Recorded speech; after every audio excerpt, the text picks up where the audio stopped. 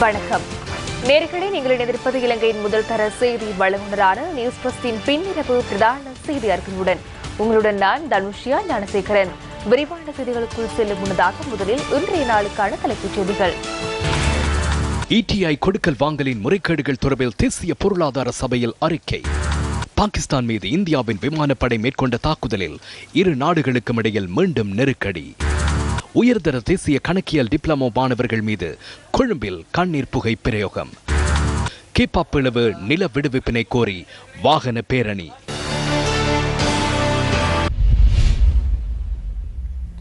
இனி விரிவான செய்திகள். பாகிஸ்தான் எல்லைக்குட்பட்ட பாலக்கோட் பகுதிக்குள் நுழைந்த இந்திய விமானப்படையின் போர் விமானங்கள் தீவிரவாதிகளின் முகாம்களை அழித்துள்ளதாக இந்தியா தெரிவித்துள்ளது. இதனால் இரு நாடுகளுக்கும் இடையிலான உறவில் மேலும் விரிசல் ஏற்படும் நிலைமை உருவாகியுள்ளது. இந்திய ராணுவத்தின் பஸ் மீது அண்மையில் நடத்தப்பட்ட தாக்குதலில் 40க்கும் அதிகமானோர் உயிரிழந்தனர். இதனையடுத்து இரு நாடுகளுக்கும் இடையில் மீண்டும் முருகல் நிலை உருவானது. இலங்கை கிரிக்கெட் முன்னாள் தேர்வுக்குழு தலைவரான சனத் ஜெயசூரிய 2 வருடங்களுக்கு கிரிக்கெட் விளையாட்டுடன் தொடர்புடைய எந்த ஒரு விடயத்திலும் ஈடுபட முடியாத வண்ணம் சர்வதேச கிரிக்கெட் பேரவை தடை விதித்துள்ளது. தமது நிறுவனத்தின் ஊழல் மோசடி கட்டுப்பாட்டு விதிகளை மீறியதன் காரணமாக சனத் ஜெயசூரியவுக்கு இந்த தடையை விதித்ததாக சர்வதேச கிரிக்கெட் பேரவை தனது உத்தியோகபூர்வ இணையதளத்தில் தெரிவித்துள்ளது. தேசிய பொருளாதார சபை இன்று பிற்பகல் ஜனாதிபதி தலைமையில் கூடியது.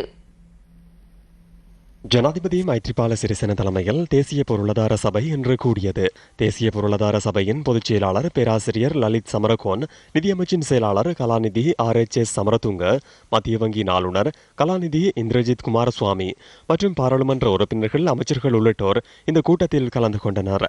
ETI வைப்பீட்டாளர்களுக்கு உடனடியாக தீர்வு வழங்க வேண்டியதன் அவசியம் தொடர்பில் இதன்போது ஜனாதிபதி சுட்டிக்காட்டினார். அத்துடன் ETI நிதி நிறுவனத்தின் தற்போதைய கொடுக்கல் வாங்கல்கள் தொடர்பான கண்காணிப்புகள் இன்று தேசிய பொருளாதார சபையில் சமர்ப்பிக்கப்பட்டன.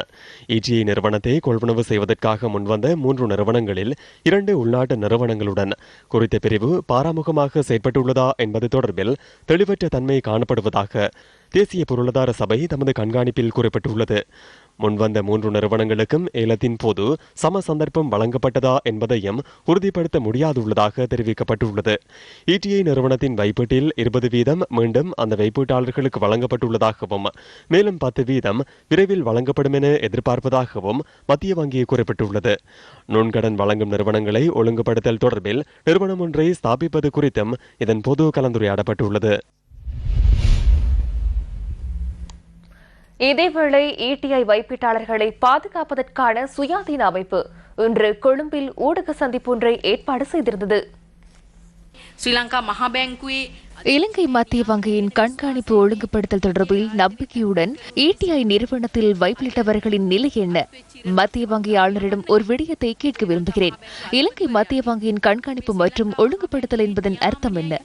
இலங்கை மத்திய வங்கியால் 2018 ஆண்டு ஜனவரி மாதம் 2ஆம் தேதி வெளியிடப்பட்ட ஒழுங்குபடுத்தல் என்னிடம் உள்ளது.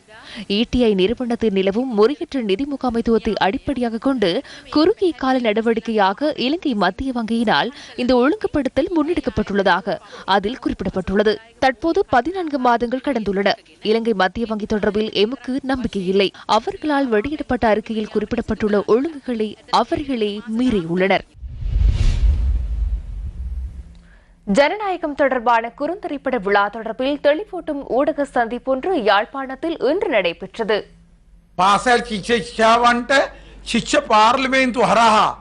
பாடசாலை மாணவர்களுக்கு மாணவர் பாராளுமன்றத்தின் ஊடாக தெளிவூட்டும் செயற்பாடுகளை முன்னெடுத்துச் செல்கின்றோம்.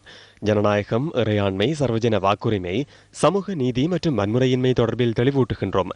இலங்கையில் சிறப்பாக மாணவர் பாராளுமன்றம் செயற்படும் தொகுதியாக யாழ் தென்மராட்சி தொகுதி விளங்குகின்றது என்பதை மகிழ்ச்சியாக தெரிவித்துக் கொள்கிறேன்.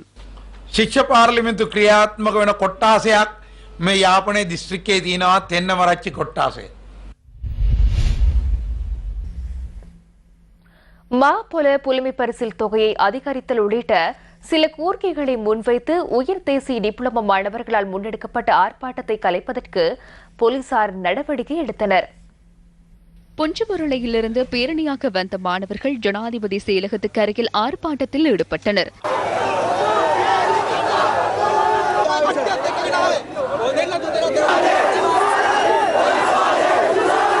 இதன்போது ஜனாதிபதி செயலக அதிகாரி ஒருவருடன் கலந்துரையாடுவதற்கான சந்தர்ப்பம் பிரதிநிதிகள் சிலருக்கு வழங்கப்பட்டது.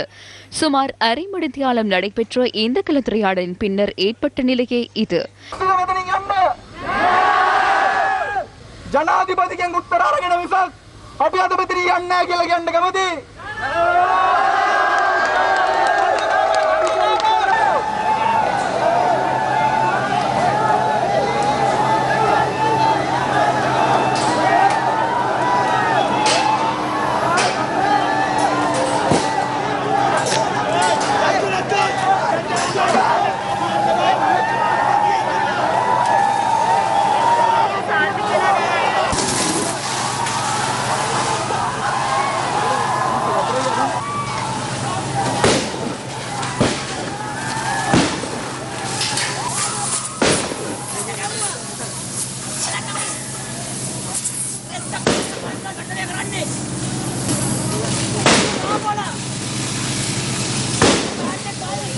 இந்த ஆர்ப்பாட்டம் காரணமாக கொழும்பு கோட்டையை அண்மித்த பகுதிகளில் பாரிய வாகன நெரிசல் ஏற்பட்டது.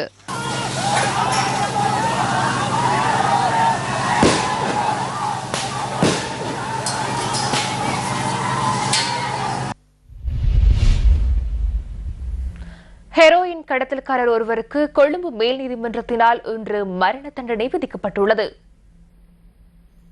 போதைப்பொருள் கடத்தியமை மற்றும் தன்வசம் வைத்திருந்த குற்றச்சாட்டில் கைது செய்யப்பட்ட சந்தேக நபருக்கு கொழும்பு மேல் நீதிமன்ற நீதிபதி சசி மகேந்திரன் மரண தண்டனையை விதித்து உத்தரவிட்டுள்ளார். கொழும்பு 14 HR ஜோதிபால மாவட்டத்தில் 2017 டிசம்பர் 11ஆம் தேதி 105 ஹெரோயினுடன் சந்தேக நபர் கைது செய்யப்பட்டார். கேப்பாப்பிலவு நில விடுவிப்பினை கோரி வாகன பேரணி இன்று முன்னெடுக்கப்பட்டது. கேப்பாப்பிலவு நிலத்தை விடுவிக்க கோரி 727வது நாளாகவும் தொடர் போராட்டம் முன்னெடுக்கப்பட்டு வருகின்றது.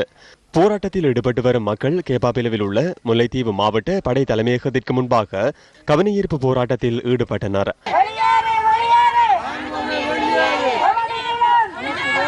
போராட்டத்தில் ஈடுபட்டு வரும் மக்கள் வடக்கில் படையினர் வசமுள்ள மக்களின் காணிகளை விடுவிக்க கோரி அரசு அதிகாரிகளுக்கு அழுத்தம் கொடுக்கும் வகையில் கவனஈர்ப்பு வாகன பேரணியில் ஈடுபட்டனர். வாகன பேரணியாக முல்லைத்தீவு மாவட்ட செயலகம் வரை சென்று ஜனாதிபதிக்கான மகஜர் உதவி மாவட்ட செயலாளரிடம் கையளிக்கப்பட்டது. அதனையடுத்து வாகன பேரணி கிளிநொச்சி ஊடாக யாழ்ப்பாணம் நோக்கி பயணித்ததாக எமது செய்தியாளர் குறிப்பிட்டார். நில விடுவிப்பை வலியுறுத்தி கிளிநொச்சி நகரில் கையெழுத்து சேகரிக்கப்பட்டது. தொடர்ச்சியாக திருகோணமலை மற்றும் மூதூர் ஆகிய பகுதிகளில் அதிக அளவில் மாடுகள் உயிரிழந்து வருவதாக பண்ணையாளர்கள் குறிப்பிடுகின்றனர். திருகோணமலை சின்னகிரான், குரங்கு பாஞ்சான், கிரான், வட்டமடு ஆகிய பகுதிகளில் தொடர்ச்சியாக அதிக அளவிலான மாடுகள் இறந்துள்ளன. உயிரிழந்த மாடுகளை புதைப்பதற்கு நடவடிக்கை மேற்கொள்ளப்படாமல் உள்ளமையினால் பாரிய அசௌகரியங்களுக்கு உள்ளாகி வருவதாக பிரதேச மக்கள் குறிப்பிடுகின்றனர். அத்துடன் இவ்வாறு மாடுகள் அதிக அளவில் உயிரிழப்பதனால் தாங்கள் பொருளாதார ரீதியில் பெரிதும் பாதிக்கப்பட்டுள்ளதாக பண்ணையாளர்கள் குறிப்பிடுகின்றனர். நாங்கள் இப்போ தொழில் இல்லாமல் மாடை தான் தொழிலாக பயன்படுத்தி கொண்டு வருவோம். அதில் மாடு வச்சு சிக்கலாகிடுச்சு. மேய்ச்சி தான் இல்லாததால் இப்போ எல்லாமே செய்து விட்டு திரும்ப அடுத்து எல்லாமே செய்து கொண்டு இருக்காங்க. இப்போ மாடுகள்லாம் ஒரு வகையான பூச்சியை தாக்கி சாப்பாடு இல்லாமல் இந்த படுத்த படைக்கிறது. இந்த மாட்டை எங்கே கொண்டு போகிறேன் கொண்டா எல்லாம் வெட்டியாச்சு இன்னொரு 4-5 நாளையில் வயலடிச்ச போகிறாங்க திரும்ப. அப்போ நாங்கள் அந்த மாட்டை கொண்டு எங்கே பாதுகாக்கிறேன்? வண்டைக்கான நாங்கள் கஷ்டப்பட்டு இந்த பாலுங்களே இப்போ போடுற கண்டெல்லாம் பாலில் கறக்காம விட்டோடனே கண்டெல்லாம் சாகுது. இதேவேளை மூதூர், தோப்பூர் போன்ற பகுதிகளில் மேய்ச்சல் தரையின்மையால் சுமார் 1500 மாடுகள் இறந்துள்ளன. மேய்ச்சல் தரையின்மை மற்றும் மாடுகள் நோயினால் இறப்பதாக பண்ணையாளர்கள் கூறுகின்றனர். கால்நடைகளின் இறப்பினால் பண்ணையாளர்களின் வாழ்வாதாரம் பாதிக்கப்பட்டுள்ளது. ஒரு பக்கத்தில் மேய்ச்சல் நிலம் இல்லாத குறை, அடுத்து இங்கால கால்நடைகள் எல்லாம் செத்து மடங்கிட்டு இருக்கு. இதை பேசுறதுக்கு பார்க்கறதுக்கு யாரும் இல்லை. மூதூர் பிரதேசத்தை பொறுத்தவரை கடந்த 3 மாதங்களாக கிட்டத்தட்ட 1500க்கும் மேற்பட்ட மாடுகள், கால்நடைகள் இறந்திருப்பதாக தகவல்கள் கிடைக்கின்றது. அந்த வகையிலே இந்த கால்நடைகளுக்கு இறந்ததுக்கான காரணம் என்னவென்று நான் மிருக வைத்திய உத்தியோகத்துடன் கலந்துரையாடிய போது அவருடைய தகவலின்படி இந்த கால்நடைகள் புதிய ஒரு வகையான புழு நோய் தான் காரணம் என்பதோடு இதற்கு பிரதான காரணமாக மேய்ச்சல் இல்லாத காரணமும் ஒன்றாக அவர் குறிப்பிடுகின்றார். முல்லைத்தீவு மாங்குளம் பகுதியில் இடம்பெற்ற வாகன விபத்தில் காயமடைந்த 8 பேரும் சிகிச்சை பெற்று வருகின்றனர். இன்று அதிகாலை 4:10 அளவில் இடம்பெற்ற இந்த விபத்தில் ஒருவர் உயிரிழந்துள்ளார். இன்று அதிகாலை 4:10 அளவில் இடம்பெற்ற இந்த விபத்தில் ஒருவர் உயிரிழந்துள்ளார். கொழும்பிலிருந்து யாழ்ப்பாணம் நோக்கி பயணித்த சொகுசு பஸ் வண்டி டிப்பருடன் மோதி விபத்துக்குள்ளானதாக போலீசார் தெரிவித்தனர். காயமடைந்த 8 பேரும் கிளிநொச்சி வைத்தியசாலையில் அனுமதிக்கப்பட்டுள்ளனர். சிறு காயங்களுக்குள்ளான பயணிகளுக்கு சம்பவ இடத்தில் சிகிச்சை வழங்கப்பட்டதாக எமது செய்தியாளர் தெரிவித்துள்ளார். சம்பவத்தில் பருத்தித்துறையைச் சேர்ந்த 28 வயதான பஸ் சாரதியின் உதவியாளரே இவ்வாறு உயிரிழந்துள்ளதாக போலீசார் மேலும் தெரிவித்தனர். விபத்து தொடர்பிலான மேலதிக விசாரணைகளை மாங்குளம் போலீசார் முன்னெடுத்து வருகின்றனர். சாய்ந்தமருதில் முன்வைக்கப்படும் உள்ளூராட்சி மன்ற கோரிக்கை தொடர்பிலான கலந்துரையாடல் இன்று உள்ளூராட்சி மன்றங்கள் மற்றும் மாகாண சபை அமைச்சில் நடைபெற்றது. இந்த கலந்துரையாடலில் அமைச்சர்களான வஜிர அபேவர்தன, ரவுஃப் ஹக்கீம், ரிஷாட் பதீதீன் உள்ளிட்ட பலரும் கலந்து கொண்டிருந்தனர். குழுவினூடாக தேவையான தீர்மானங்களை எடுப்பதற்கான இணக்கப்பாட்டுக்கு வந்திருக்கிறோம். அந்த பிரதேச மக்களை தெளிவூட்டுவதற்கான நடவடிக்கை எடுப்போம். அங்கிருக்கும் கிராம மட்ட தலைவர்களுடன் எதிர்காலத்தில் கலந்துரையாடுவோம்.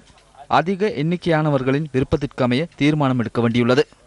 வடிதினா கமதி தீரணைய கதைத்து திபினோ அது சம்பந்தமான சில குழுக்களை அமைத்து மிக குறுகிய காலத்துக்கான தீர்மானம் ஒன்று எடுக்கப்பட வேண்டும் என்று நாங்கள் வலியுறுத்தி இருக்கிறோம். நாங்கள் சாய்ந்தமருது, கல்முனை, பள்ளிவாயல் நிர்வாகங்களோடு கதைப்பது மாத்திரமல்ல, 2 பிரதேசங்களையும் பிரதித்துவப்படுத்துகின்ற மருதமுனை, நட்பட்டிமுனை, அதே நேரம் கல்முனை தமிழ் பகுதியிலும் இருக்கின்ற உறுப்பினர்கள் என்று பலவாறாக கதைத்து ஒரு தீர்க்கமான முடிவுக்கு வர வேண்டும். எங்களுடைய கட்சியுடைய நிலைப்பாடு இந்த விஷயத்திலே நாங்கள் எங்களுடைய பூரண ஒத்துழைப்பை எடுக்கக்கூடிய முடிவுக்கு நாங்கள் வழங்குவதாக உறுதியளித்திருக்கிறோம். எதிர்காலத்தில் ஒரு பிரச்சனை இல்லாமல் ஒற்றுமையாக அந்த பிரதேச மக்கள் வாழ வேண்டும்.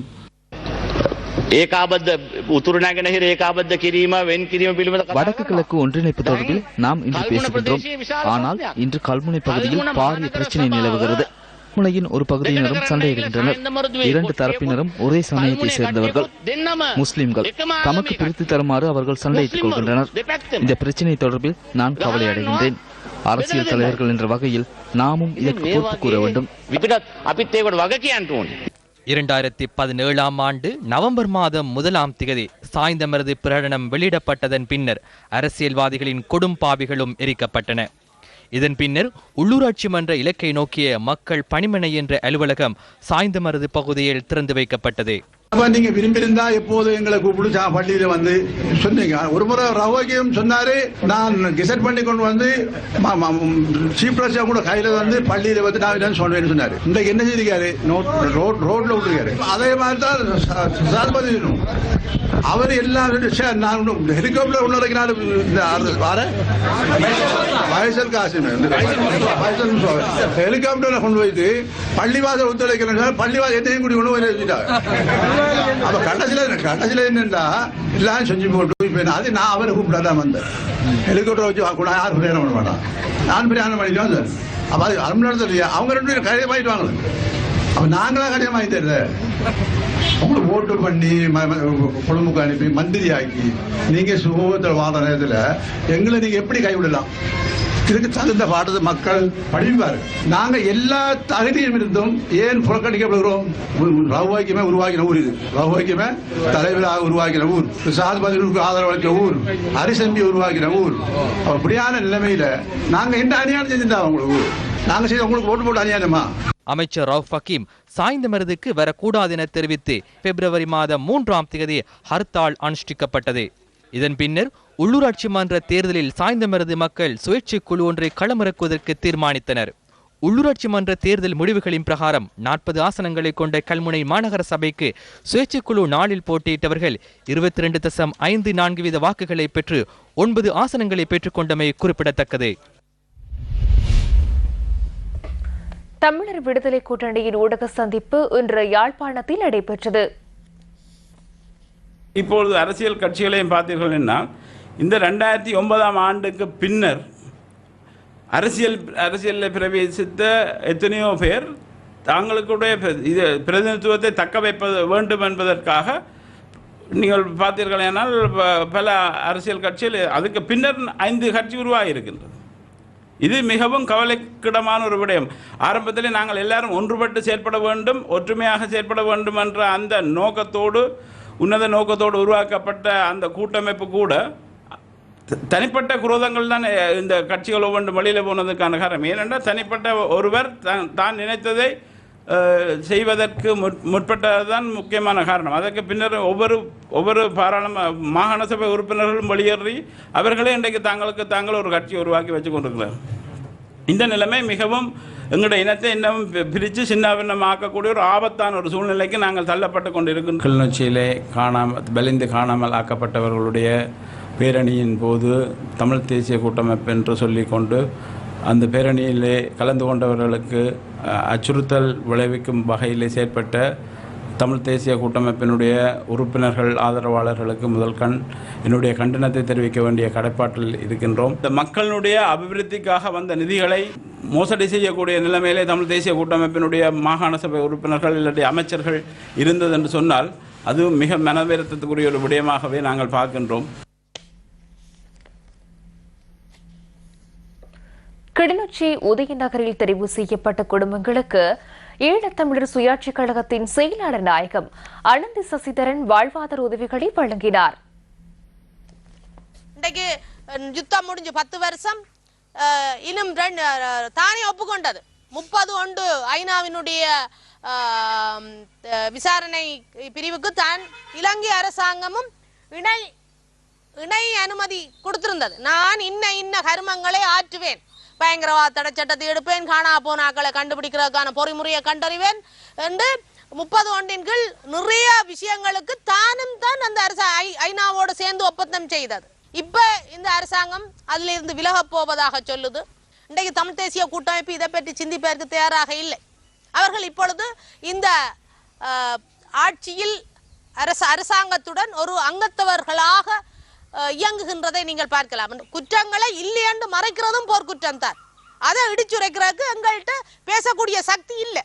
எங்கள்கிட்ட தமிழ் தேசிய கூட்டமைப்பினுடைய தலைவர் சம்பந்தர் ஐயா இது எல்லாம் பற்றி பேச மாட்டார். அவருக்கு பேசுறதுக்கு வேற விஷயங்கள் தான் இருக்கு. பெருந்தோட்ட தொழிலாளர்களின் அடிப்படை சம்பளத்தை 1000 ரூபாவாக அதிகரிக்க கோரி கேகாலையில் இன்று கையெழுத்துக்கள் சேகரிக்கப்பட்டன. 1000 ரூபாய் சம்பள அதிகரிப்பை கோரி கேகாலை மாவட்டம் கெத்துல்கல கனேபெல தோட்டத்தில் இந்த கையெழுத்து சேகரிப்பு நடவடிக்கை முன்னெடுக்கப்பட்டது. இந்த விதமான உரிமைகள் எல்லா அமைச்சர்மார்களும் நம்ம ஏமாத்துறாங்க தானே. 20 ரூபா கூட்டி கொடுத்தாரு அருமை சொன்னோம்னே அது பேச்சு ஒன்று பிடிக்கும். அப்போ அரசாங்கம் நம்ம இகா மனம் அப்படின்னு ஒரு கட்சி இருக்குது, அவங்க வந்து 50 ரூபா கொடுத்துருவாங்க, பலிச்சு ஒன்று சாப்பிடுவோம். 1 வருஷம் 2 வருஷம் கிட்டத்தட்ட ஒரு 25 வருஷமா இதுதான் நடந்துட்டு இருக்கு. ஏன் நம்ம எதிர்த்து போராடாதனால தான் அவங்க நினைச்சு நம்ம எந்த நாளும் ஃப்ரீயா இருந்துருவோங்கிற ஓட்டு உரிமைக்கு மட்டும் வராங்க சார். தொழிற்சங்கம்னு பேசாமையே தோட்ட நிர்வாகம் சொல்லி 625 ரூபா சம்பளம் தாரீங்க. கொடுப்பனவங்க சேர்த்து 940 ரூபா வந்துச்சா இல்லையா? அப்போ அதுக்கு சைன் பண்ணிருந்துச்சானே. அப்போ நாங்கள் 7 நாள் வேலையும் இல்லாமல் அங்கனைக்கு வேலையும் வெட்டிலாம் போயிட்டு இந்த ஆளுநர் ரோட்டுக்கு இறக்கி சீப்பாகவே நினைச்சிட்டாங்க தானே. அதனால இப்போ தொழிற்சங்கம் இருந்து வேலை இருக்காங்க. அவங்க எங்களுக்காக போராடி உண்ணாவிரதம் இருந்து எங்களோட 1000 ரூபா பெற்றுக்கொள்றதுக்கு எவ்வளோ கஷ்டப்படுறாங்க. மினிஸ்டர்மார் வராங்க, அமைச்சர்மார் வராங்க, ஜனாதிபதிமார் வராங்க, பிரதமர் பார்க்குறாரு, எதுவுமே செஞ்சதில்லை. தோட்ட தொழிலாளர்களுக்காக இன்னும் போராட அவங்க அம்மா அப்பா அவங்களுக்காக அந்த 1000 ரூபா பெற்றுக் கொடுக்கணுமா? கண்டிப்பாக எங்களுக்கு 1000 ரூபா கிடைச்சாலும் இறந்து போனாலும் கவையிலங்கிற உண்ணாவிரதத்தோட கஷ்டப்பட்டு போராடி இருக்காங்க. அவங்களுக்காக எங்களோட முழு எவ்வளோக்கு ஒத்துழைப்பு கொடுக்கணுமோ அவ்வளோ நாங்கள் ரோட்டுக்கு இறங்கி இல்லை. எந்த நேரத்துலையாக இருந்தால் நாங்கள் முழு ஒத்துழைப்பு எங்களுக்காக நாங்கள் உங்களுக்காக கொடுப்போம். தோட்ட தொழிலாளர் பற்றி இறக்கம் ஒன்று இருந்தால் எங்களுக்கு 1000 ரூபா கண்டிப்பாக நீங்கள் கொடுத்து தான் ஆகணும். கொழும்பில் இன்று நடைபெற்ற நிகழ்வொன்றின் பின்னர் அமைச்சர் தயாகமகே இவ்வாறு கருத்து வெளியிட்டுள்ளார். රටේ ආර්ථිකය සම්පූර්ණයෙන්ම රැඳිලා තියෙන මුදල් අමාත්‍යාංශයට. අපිට දැන් වැඩ කරන්න நாட்டின் பொருளாதாரம் நிதி அமைச்சிலேயே தாங்கியுள்ளது. வேலை திட்டங்களை முன்னெடுப்பதற்கு சரியான நேரத்தில் நிதி கிடைக்காவிட்டால் செயற்பட முடியாமல் போகும். 20 வருடங்களாக முன்னெடுக்கப்பட்ட முறைமையை நாமும் பின்பற்றினால் அதனால் பலனில்லை. ஐக்கிய தேசிய கட்சியின் அரசாங்கத்திடம் மக்கள் எதிர்பார்ப்பது அதனை அல்ல. ஐக்கிய தேசிய கட்சியின் தலைமைத்துவத்தில் எந்த ஒரு பிரச்சனையும் இல்லை. குழுவாக இணைந்து செயற்பட அவரால் முடியாமல் போயுள்ளது. வேலை திட்டங்களை முன்னெடுக்கக்கூடியவர்களுக்கு இடமளிக்கப்படாவிட்டால் முன்னோக்கி செல்ல முடியாது. மிளகு தொடர்பான பொறுப்பு எனக்கு காணப்பட்டாலும் வேறு எவரேனும் மிளகை வெளிநாட்டிலிருந்து கொண்டு வந்தால் அதனை என்னால் நிறுத்த முடியாது. ඇත්ත වශයෙන්ම කියන්නේ අපිට ඕන විදිහට වැඩ කරන්න බැරි නම් තීරුමක් නැහැ. அக்கரப்பத்தனை ஊட்டுவேலி மற்றும் நல்ல தண்ணி தோட்ட மக்கள் இன்று ஆர்ப்பாட்டத்தில் ஈடுபட்டனர். தமக்கு பிப்ரவரி மாதம் வழங்கப்பட வேண்டிய விடுமுறை கொடுப்பனவு இதுவரை வழங்கப்படவில்லை என தெரிவித்தே இந்த ஆர்ப்பாட்டம் முன்னெடுக்கப்பட்டது. இந்த ஆர்ப்பாட்டம் ஊட்டுவெளி தேயிலை தொழிற்சாலைக்கு முன்பாக இடம்பெற்றது. கொடுக்க வேண்டிய லீவ் பவுன்ஸ் 25ஆம் தேதி கொடுக்கணும். அதுக்கு ஒப்பந்தம் வாங்கிட்டாங்க, இன்னும் சல்லி எங்க ஸ்கூல் பிள்ளைகளுக்கு வாங்கின கடன் கூட இன்னும் கட்ட இல்லாம லீவ் சல்லியை நம்பித்தான் இருக்காங்க. இதனைத் தொடர்ந்து தேயிலை தொழிற்சாலை அதிகாரிகள் இணைந்து கலந்துரையாடலில் ஈடுபட்டனர். பின்னர் விரைவில் தீர்வு பெற்றுத் தருவதாக குறிப்பிடப்பட்டதை அடுத்து ஆர்ப்பாட்டம் கைவிடப்பட்டதாக எமது செய்தியாளர் குறிப்பிட்டார். நிறைவேற்று அதிகார ஜனாதிபதி முறைமையை ரத்து செய்வதற்கு ஜனாதிபதியும் மஹிந்த ராஜபக்சவும் தெரிவித்துள்ள இணக்கப்பாட்டின் ஊடாக இலங்கை பயனை பெற்றுக் கொள்ள வேண்டும் என பாராளுமன்ற உறுப்பினர் கலாநிதி ஜெயம்பதி விக்ரமரத்ன தெரிவித்துள்ளார். கலாநிதி ஜெயம்பதி விக்ரமரத்ன ராஜகிரியவில் நேற்று தெரிவித்த கருத்து இன்றைய பத்திரிகை ஒன்றில் பிரசுரமாகியிருந்தது. நிறைவேற்று அதிகார ஜனாதிபதி முறைமையை ரத்து செய்வதற்கு ரணில் விக்ரமசிங்கவும் விருப்பம் தெரிவித்துள்ள நிலையில் கூடிய விரைவில் அரசியலமைப்பு மறுசீரமைப்பை மேற்கொள்ள வேண்டும் என அதில் குறிப்பிடப்பட்டுள்ளது. அடுத்த ஜனாதிபதி தேர்தலுக்கு முன்னர் அதனை முன்னெடுக்க முடியும் என கலாநிதி ஜெயம்பதி விக்ரமரத்ன கூறுகிறார். இந்த நாட்டை அராஜகமான நிலைக்கு கொண்டு செல்வதற்காக மேற்கத்திய நாடுகளின் அரசு சார்பற்ற லுலர் காகங்கள் இணைந்து 19வது அரசியலமைப்பை தயாரித்தன. இந்த தருணத்தில் ஜனாதிபதி மைத்ரிபால சிறிசேன நேரடி கொள்கையொன்றுக்கு அமைய செயற்பட்டமையினால் நாட்டிற்கு பாதிப்பை ஏற்படுத்தும் பல விடயங்கள் 19வது அரசியலமைப்பிலிருந்து நீக்கப்பட்டன. நிறைவேற்று அதிகார ஜனாதிபதி முறைமையின் அதிகாரத்தை நாம் பாதுகாக்காவிடின் மத்திய வங்கி ஆளுநராக இன்றும் அர்ஜுன மகேந்திரன் இருந்திருப்பார். நிறைவேற்று அதிகார ஜனாதிபதி முறையை நீக்குவது தொடர்பில் அல்ல, நிறைவேற்று அதிகார ஜனாதிபதி முறைமையை பலப்படுத்தி இந்த நாட்டை அராஜக நிலையிலிருந்து மீள கட்டி எழுப்பி இந்த நாட்டை அபிவிருத்தியை நோக்கியும் ஊழல் மோசடி வீண் விரயம் ஆகியவற்றை நிறுத்தி முன்னோக்கி செல்வதற்காகவே இந்த நாட்டை நேசிப்பவர்கள் செயற்பட வேண்டும். அகில இலங்கை மக்கள் ஜனநாயக கட்சியின் ஊடகவியலாள சந்திப்பு கல்முனையில் உள்ள கட்சியின் அலுவலகத்தில் இன்று இடம்பெற்றது. காணாமலாக்கப்பட்டவர்களின் தாய்மார் உண்ணாவிரத போராட்டத்தை நடத்தி கொண்டிருக்கின்றனர்.